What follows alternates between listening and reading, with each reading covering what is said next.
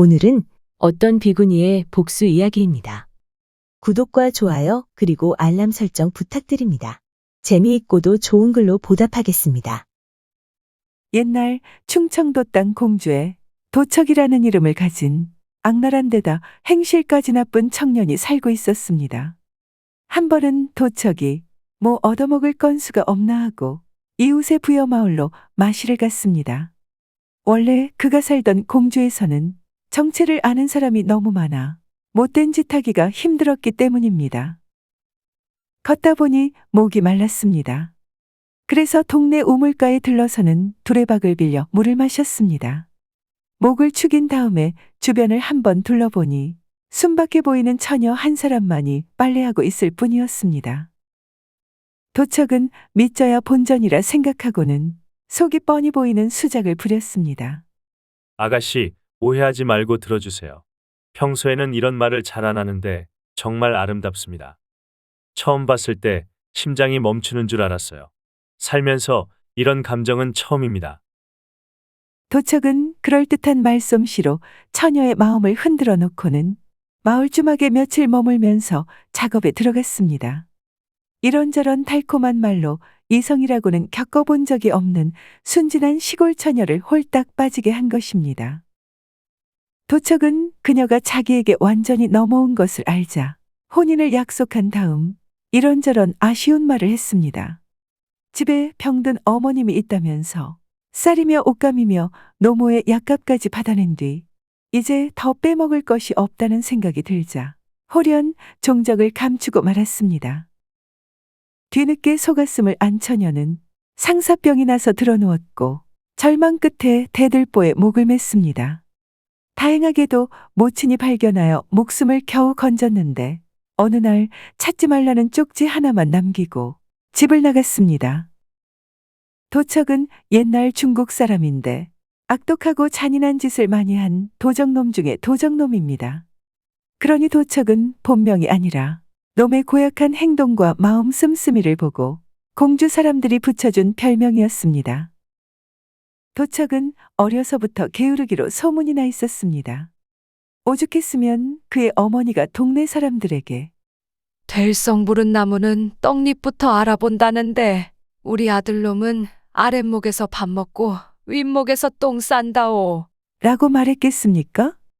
게다가 성질이 몹시 거칠고 사나워 조금만 비위가 틀려도 난리법석을 떨곤 했습니다. 그러던 어느 해 돌림병이 돌아 집집마다 줄초상을 치를 때 부모 형제를 모두 잃었습니다. 혼자 남은 그는 이 집 저 집 다니며 문전걸식하면서 세월을 보냈습니다. 그렇게 세월을 보내다 보니 어느덧 나이가 20살이 넘었습니다.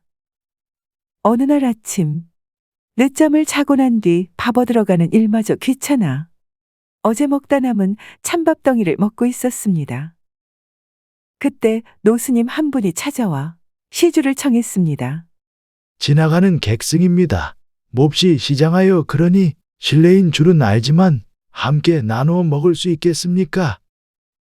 도척이 먹던 밥숟가락을 내던졌습니다. 웬 땡추가 재수 없게 아침부터 나타나서는 밥을 달라는 거야. 당장 꺼져요. 노스님이 두 손을 모아 합장했습니다. 나무아미타불 관세음보살 자비를 베푸십시오. 남의 아미타불이고 제 아미타불이고 간에 재수 없으니 빨리 꺼지쇼. 그러더니 먹다 남은 밥을 뒷간에다 버리고는 헤헤거렸습니다. 뒷간에 있으니 주어서 먹든지 말든지 마음대로 하시오. 노스님이 고개 숙여 합장하더니 무언가 할 수 없는 주문을 외우며 사라졌습니다. 그러자 배가 아프다며 도척이 뒹굴기 시작하였습니다. 아이고 배야, 아이고 배야, 나 죽네. 스님은 이 일을 아는지 모르는지 유유히 제 갈 길을 가고 있었습니다. 때마침 박의원이 도척의 집 앞을 지나가고 있었습니다. 도척이라는 놈이 성질이 더럽고 난폭하기로 소문이 난 터여서 모른 척 가버릴까 하다가는 마음을 바꾸었습니다. 박의원이 도척의 집으로 들어가서는 침을 놓고 약을 먹인 다음 약 기운에 잠든 것을 보고는 집으로 갔습니다. 얼마 후 배 아픈 것이 가라앉고 몸이 거뜬해졌습니다. 그러자 도척은 엉큼한 생각을 하게 되었습니다. 의원 영감이 알부자라고 소문이 자자하던데 저 영감 돈을 우려낼 수만 있으면 평생 편히 먹고 살 수 있을 거야. 물에 빠진 사람 구해주니 보따리 내놓으라고 하는 격이죠. 도척은 박의원 댁으로 찾아갔습니다. 영감, 당신은 내 병을 고쳐준다면서 내게 약을 먹이고 침을 놓아준 뒤 내가 잠깐 정신을 놓은 사이에 우리 집에 내가 그동안 모아둔 돈 2,000냥을 훔쳐갔지요? 만약 내놓지 않으면 관가에 알려 혼을 내드릴 테니 좋게 말할 때 얼른 내놓으시오. 박의원은 기가 막혔습니다. 죽을 목숨 살려놓으니 이젠 돈까지 훔쳐갔다고 뒤집어 씌우는 겁니다. 이런 고얀 녀석을 봤나? 뭐라고? 내가 내 돈을 훔쳤다고? 목숨을 구해줬더니 인제 와서 고맙다는 인사는커녕 나를 도둑으로 몰다니. 만일 내 돈 2,000냥을 내놓지 않으면 관가에 고발하겠소. 그러니 좋은 말 할 때 순순히 내놓으시오. 적반하장도 유분수지. 생명이 연인을 도둑으로 몰아. 예끼, 이 천벌 받을 놈아. 박의원은 하도 어이가 없어 더 이상 말대꾸를 안 했습니다. 며칠 후 고을의 사또가 부른다기에 박의원은 관하로 갔습니다. 동원에는 도척이 먼저 와 있었습니다. 박의원은 돌아가는 사태를 대강 짐작했습니다. 결국 저 녀석이 나를 여기까지 끌어냈구나. 참으로 몹쓸 녀석이네. 도척이 원님 앞에서 말했습니다. 저는 비록 가난하고 게으르며 구걸해서 살지만 양심 하나는 바르게 가지고 살아왔습니다. 그래서 그동안 알뜰히 돈을 모아 2,000냥을 집에 항아리 속에 넣어 두었습니다. 그런데 이 사실을 안 박의원이 제가 아픈 틈을 타 침과 뜸을 놓고 약을 주면서 온갖 친절을 베풀었습니다. 그러고는 제가 정신이 없을 때 제 돈 2,000냥을 훔쳐갔습니다. 박의원은 기가 막혀서 항변하였습니다. 소인은 평생 의술을 인술로 삼아 어려운 분들을 도우면 도왔지 한 번도 누구를 해친 일이 없습니다. 이번 일은 참으로 억울하오니 사또께서 현명한 판단을 내려주시기를 바랍니다. 그러자 도척이 약봉지를 증거물로 제시했습니다. 원님이 박의원을 불러 물었습니다. 그러면 이 약봉지는 무엇인가? 그대가 도척을 치료해 준 것은 사실이렸다. 그렇습니다. 제가 도척의 목숨을 살려주었습니다. 그런데 이렇게 은혜를 배반으로 갚을 수 있습니까? 도척의 집에 갔던 것을 그대가 부인하지 않은 데다 여기에 약봉지라는 증거물도 있다.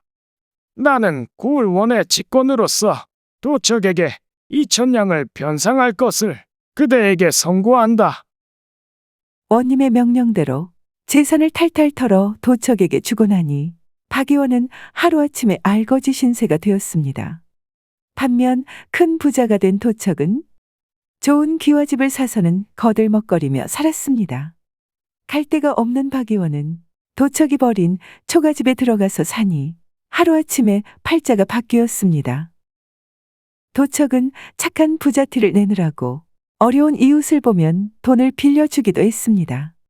그러나 겉으로는 착한 부자인 것처럼 하면서도 빚을 제 날짜에 갚지 못하면 건달들을 시켜 어김없이 가산을 몰수하는 등 남모르는 횡포는 날이 갈수록 심해졌습니다. 그러니 과수댁 문고리 빼어들고는 엿장수 부르는 그 못된 버릇이 어디 가겠습니까? 좋은 집에서 잘 먹고 잘 입으며 떵떵거리고 살게 된 도척은 장가를 들고 싶었습니다.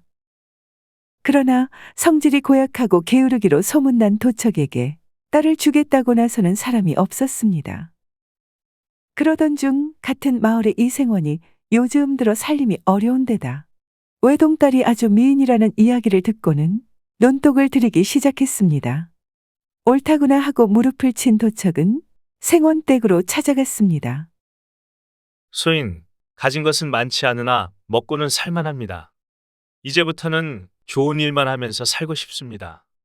가을에 수확할 때까지 필요한 식량을 대어드릴 터이니 부담 없이 받아주시지요. 소문이 좋지 않은 도척이 찾아와 뜻밖의 선심을 베풀려고 하니 이생원은 어안이 벙벙하였습니다. 제가 그냥 드린다면 어르신께서 받지 않으실 테니 가을에 상환하시지요. 이자는 필요 없습니다. 무슨 속셈인가 싶어 사양하던 이생원은 살림이 워낙 궁색해서 그만 쌀 한 섬을 받아왔습니다. 보릿고개를 넘기고 여름이 지나 가을이 되니 도척은 빌려간 쌀 한 섬을 되돌려줄 것을 독촉했습니다. 하지만 워낙 어려운 살림에다 그 애에는 흉년까지 들었습니다. 갚을 길이 없는 생원 댁에서는 내년으로 연기해달라고 부탁했습니다.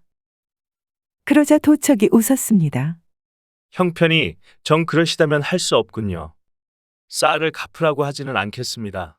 그 대신 생원님의 따님을 저에게 주십시오.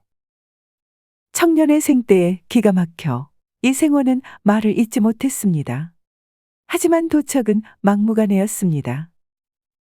빚을 지는 처지라서 뭐라고 할 말도 없었지만 그래도 그렇지 딸을 내놓으라니 참으로 기막힌 일이 아닐 수 없었습니다. 이때였습니다. 밖에서 시주를 구하는 소리가 있어 문을 열어보니 얼마 전에 도척집에 왔던 노스님이 서 있었습니다. 놀란 도척은 주인을 제쳐놓고 노스님 앞으로 달려갔습니다. 이놈의 땡추, 잘 만났다. 지난번에도 나를 골탕 먹이더니 이번에는 또 무슨 꿍꿍이 속으로 나를 찾아왔느냐? 노스님이 합장하며 말했습니다. 소승 몹시 시장하여 공양 한 끼만 부탁합니다. 전에는 젊은이가 가난해서 베풀 게 없었지만 이젠 이 고을에서 가장 큰 부자가 되었으니 밥 한술 보시하시지요. 도척은 화가 머리끝까지 치밀어 고함을 쳤습니다. 웃기고 있네. 이 땡추가 당장 꺼지지 못하겠느냐? 도척은 성큼성큼 광으로 달려가더니 몽둥이 하나를 집어들고 나왔습니다. 노스님은 피할 생각을 하지 않고 태연하게 연불만 외고 있었습니다. 나무 아미타불 관세음보살. 도척이 노스님을 치려고 몽둥이를 높이 들었습니다. 그 순간 대문 뒤에 숨어있던 어떤 비구니가 조용히 걸어 나왔는데 도척이 놀라 눈을 크게 떴습니다. 그러자 이상하게도 높이 쳐든 도척의 팔이 움직이지를 않았습니다. 그것뿐만이 아니었습니다. 정지된 팔이 서서히 굳으면서 바위로 변하기 시작했습니다. 노스님이 도척을 향해 말했습니다. 사람이 사람답게 마음을 쓰거나 행동하지 않으면 개돼지나 다름없는 법이다. 한 사람을 죽이면 온 우주를 죽이는 것이고 한 여인을 짓밟으면 온 우주의 여인을 짓밟는 것이다. 물은 물대로 흐르고 죄는 죄대로 가기 마련이니 너는 이 세상 모든 사람이 착한 마음으로 살아갈 때까지 반면교사가 되어 그 자리에 서 있거라. 이 말을 남기고는 어디론가 훌쩍 노스님이 사라져버렸습니다. 비구니 스님도 그 뒤를 따라 한 마장 정도 갔는데 갈림길에서 합장하더니 헤어졌습니다. 그 후 마을 사람들은 이 바위를 도척바위라 부르며 삶의 지침으로 삼았는데 지금도 공주에 남아있다고 합니다.